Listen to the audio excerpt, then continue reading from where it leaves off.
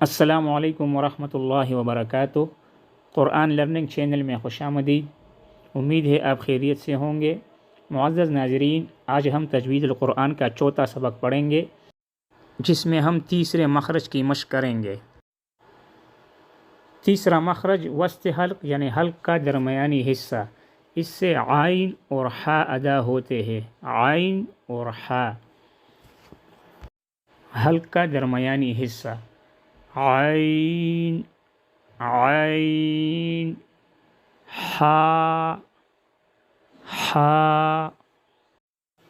عین کو زبر زیر پیش کے ساتھ یوں ادا کریں گے، عین زبر آ، عین زیر عی، عین پیش عو، عا عی عو، درمیانہ آواز کے ساتھ ادا ہو۔ صفت توسط کی وجہ سے اس میں توسط ہے۔ عا عی عو۔ عین کو جزم کے ساتھ کیسے ادا کریں گے؟ عین کو جزم کے ساتھ یوں ادا کریں گے، حمزہ عین زبر آ، حمزہ عین زیر اع، حمزہ عین پیش او، آ اع او، درمیانی آواز، نہ سخت نہ نرم، آ اع او۔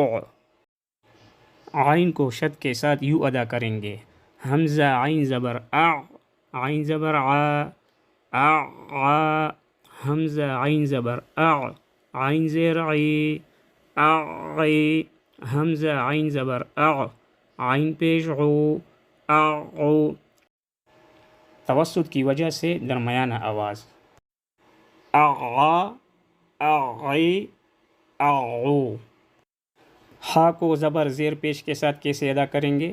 ہا کو زبر زیر پیش کے ساتھ یوں ادا کریں گے، ہا زبر ہا، ہا زیر ہی، ہا پیش ہو، ہا ہی ہو، نرم آواز کے ساتھ ادا ہو، رخوت کی وجہ سے، اس میں صفت رخوت ہے۔ ہا ہی ہو۔ ہا کو جزم کے ساتھ یوں ادا کریں گے، حمزہ ہا زبر اح، حمزہ ہا زیر اح، حمزہ ہا پیش اوہ، آہ اح اوہ، آواز جاری رہے رخوت کی وجہ سے، آہ اح اوہ۔ ہا کو شد کے ساتھ یوں ادا کریں گے، حمزہ ہا زبر اح، ہا زبر ہا، اح ہا، حمزہ ہا زبر اح، ہا زیر ہی، آہ ہی، حمزہ ہا زبر اح، ہا پیش ہو، آہ ہو، رخوت کی وجہ سے آواز جاری رہے، آہ ہا، آہ ہی، آہ ہو۔ یہ تھا تیسرا مخرج وسط حلق کا، جس سے عین اور حا ادا ہوتے ہیں۔ وسط حلق یعنی حلق کا درمیانی حصہ، عین حا، عین حا۔ چوتھا مخرج انشاءاللہ آئندہ ویڈیو میں پڑھیں گے۔ السلام علیکم ورحمۃ اللہ وبرکاتہ۔